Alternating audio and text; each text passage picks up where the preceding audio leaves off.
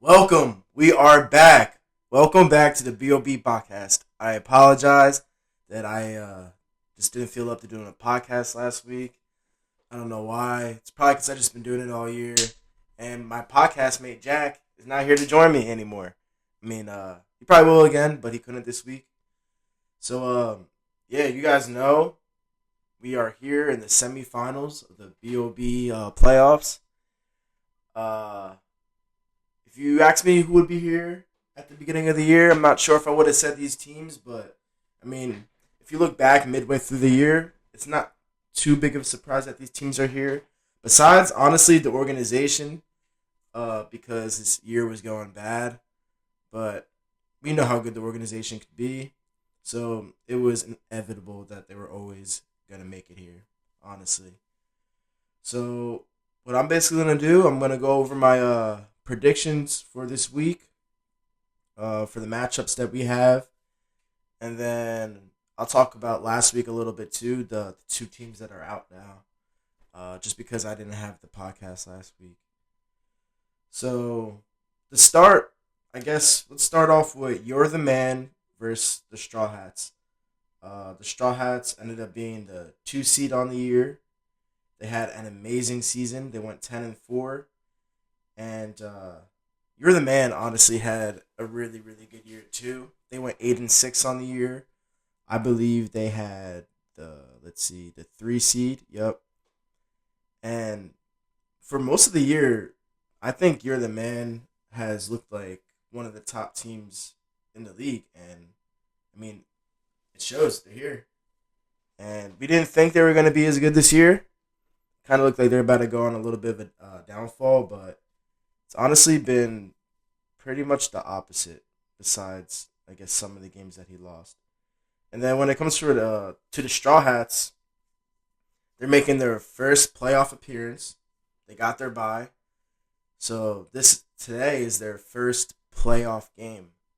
What could we expect from the Straw Hats? Are they gonna play like they looked in the regular season, or are they not gonna be used to the playoffs and just blow it? We don't know. We don't know what team we're gonna see. While Dom, on the other hand, has some of the most playoff experience in the league. I think he's played the most playoff games actually, and even though he hasn't won a ring, he might have the most playoff wins. Now that I think about it, because he's gone to the championship the most.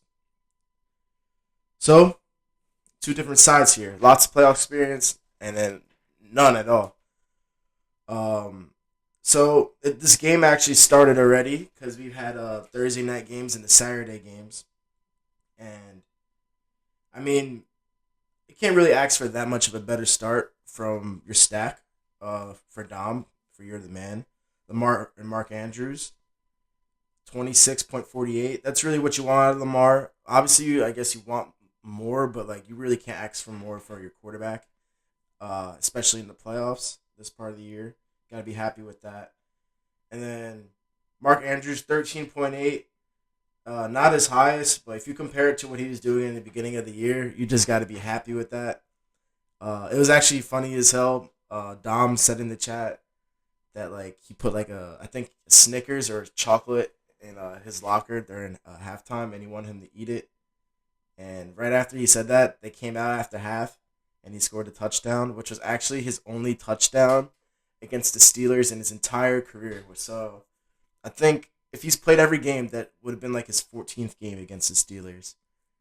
And he didn't catch a touchdown until Dom put the chocolate in his locker. Keep that in mind. Um, and then Cortland Sutton also played for Dom. So Dom said actually four people go already because you include his kicker too. But then Sutton, he only got 10. I mean, not the best, but you take that from your flex when you look across at the Straw Hats flex, QJ. He only got 4.8. So, you compare those head to head, you'll take that. And then, yeah, so for the Straw Hats, only QJ has gone so far. He had to play QJ because Kamara is out this week. And, that really sucks for him. Mark went in all in this year. And when you do that, you want all the guys you went all in for to be healthy, like in the playoffs when it matters. But it's not the case here. Maybe he comes back next week, but We don't know if the Hats are gonna make it the next week.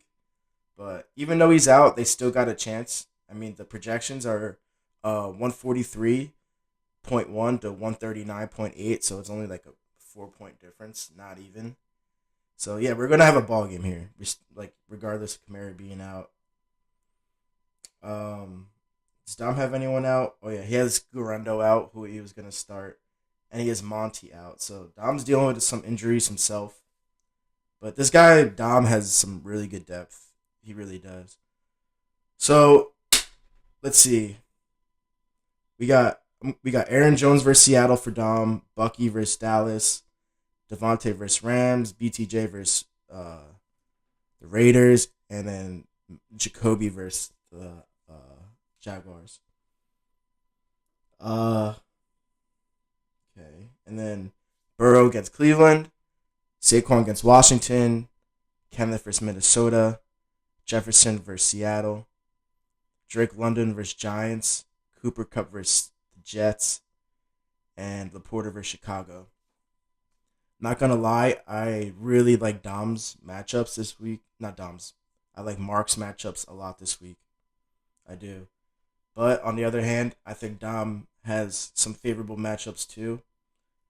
Like you got Jefferson go against Seattle for the Hats, and London against the Giants, and Saquon against the Commanders, and Burrow against Cleveland. But like, I think Adams against Rams, BTJ's matchup, the Jacoby's matchup, like they're all favorable too. So, man, I don't know.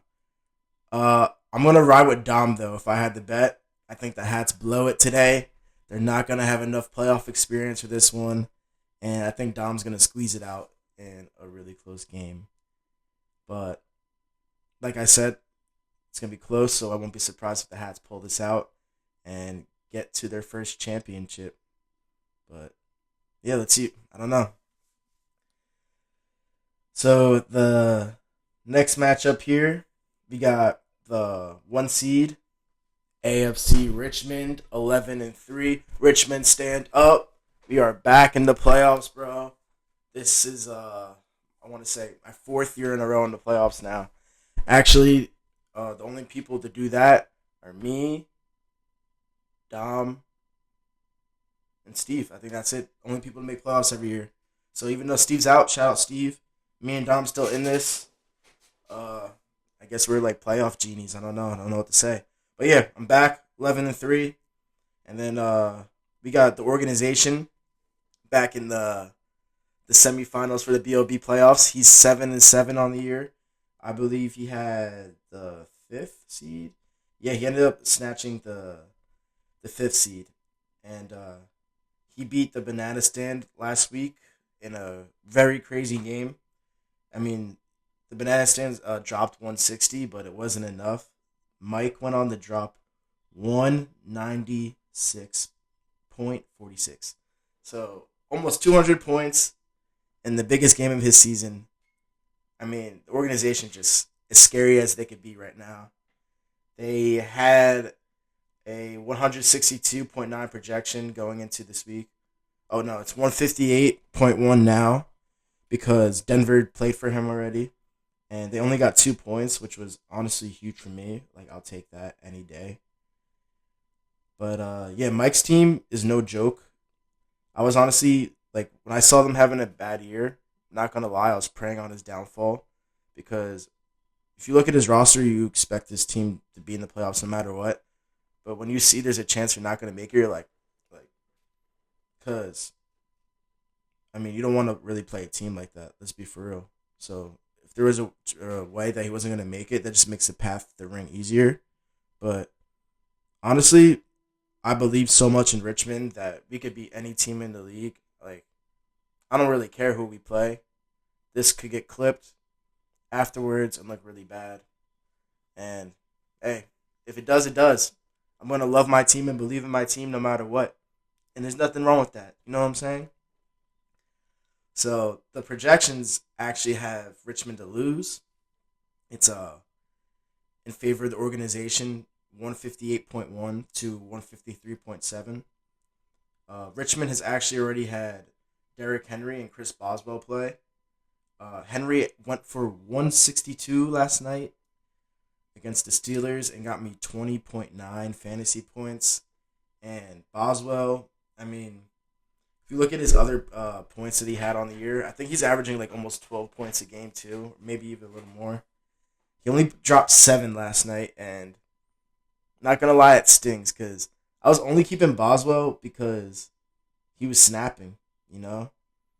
But there's a Vikings kicker that I have in every other league that I'm in. What's his name? Will Reichard or something like that. He's nice and he scores a lot, but Boswell was just doing too good to drop. So it's gonna kill me, especially knowing that he's still available in this league that I could have had him if the Vikings kicker dropped so much and would have won me the game. Against Mike. If that's the reason why I lose, I'll be so pissed.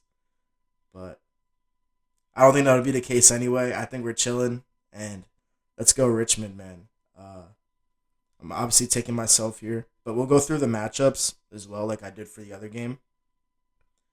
Mike's matchups this week are too good. Like it's honestly really scary how good they are, which is why he's also projected so much. Like it's not just his roster; the matchups he has are so favorable.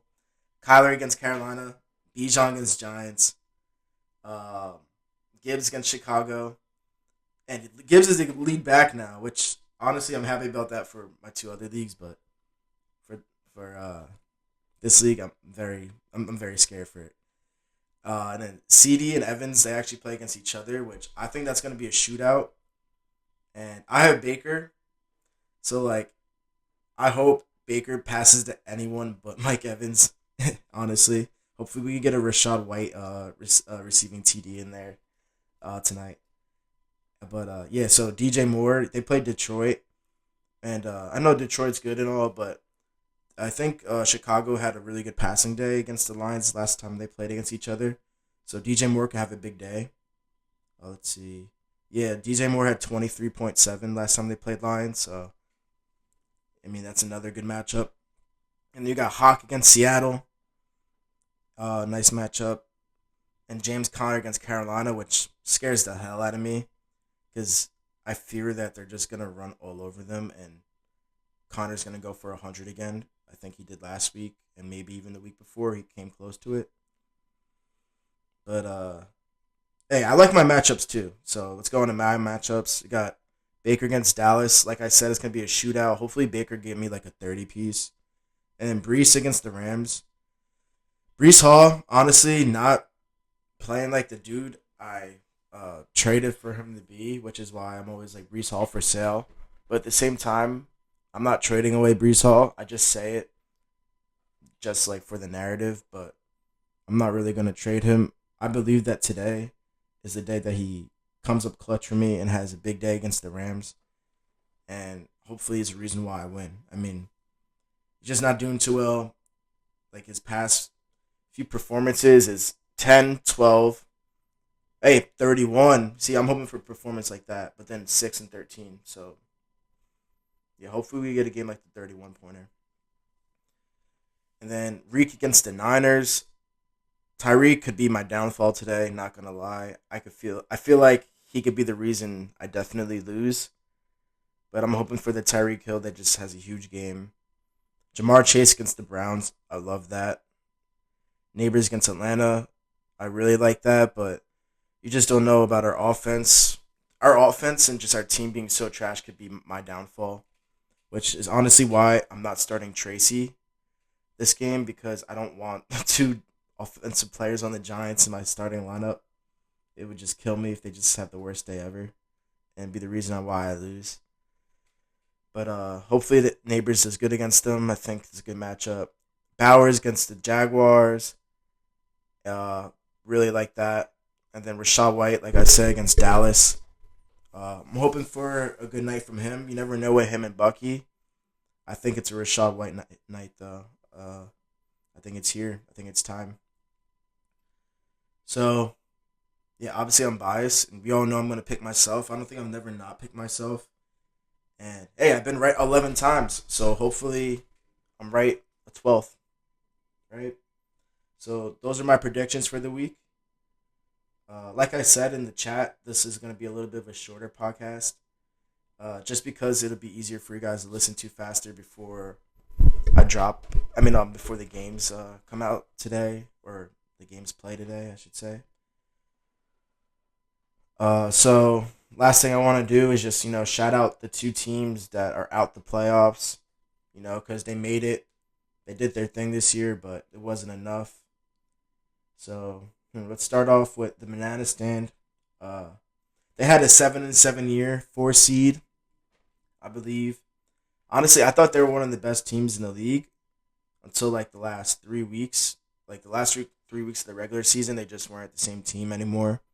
Start off the year 5-3 in their first 8 games, which was honestly very impressive if you take a look back at their schedule and who they played. Then even the next three, they won the next two of them, become 7-4, and then lose their last three straight to end the year. I think it started with the last game in slot November. I think since then it just went downhill. I actually thought that this was going to be the year the Banana Stand beat the slots in slot November, but it wasn't the case. They started off 2-0, really good start, and then kind of just didn't do anything the last week. And Dom, I think, had like a great game, I think in the 150s. So I don't know, maybe next year that'll get done, but I don't know. It's hard to win three straight. But yeah, still about them. They split with each team in their division during the regular season. Besides the organization, who they actually beat twice within the first 6 weeks of the season. But as we know, they went on to lose the organization in the playoffs. Um, but even in that game, they actually looked like the old Banana Stand that we saw majority of the year. They scored 160. I think I mentioned it earlier in the pod. And honestly, it just sucks for your team to finally like bounce back like that in the playoffs, but to have the other team just score 200. I mean, that sucks. They still have one of the brightest futures in the league, though. They had a nice draft last year, and I'm interested to see what moves they make in the future.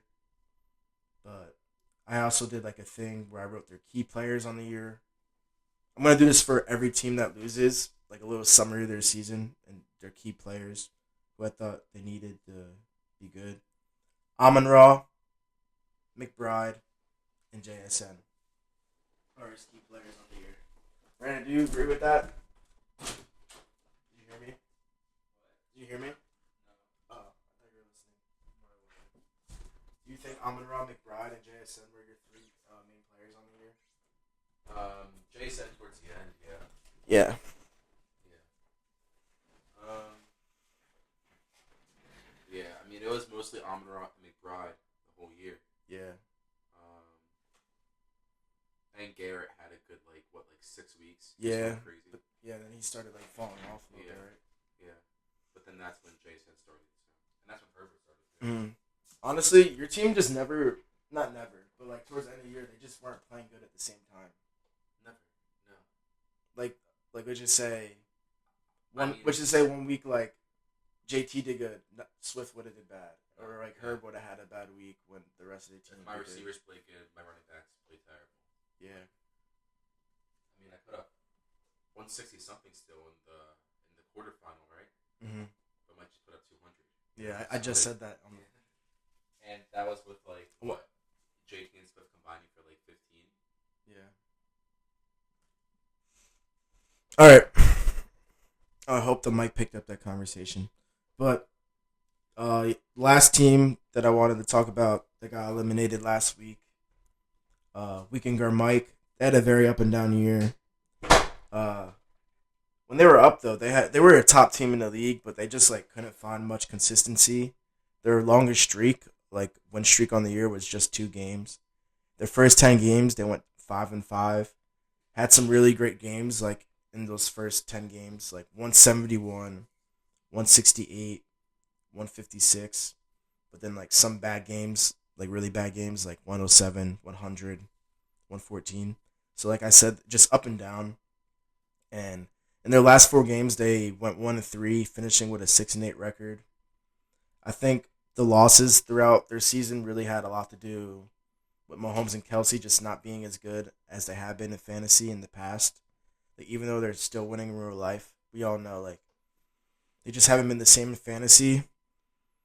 And another player to blame is definitely Debo.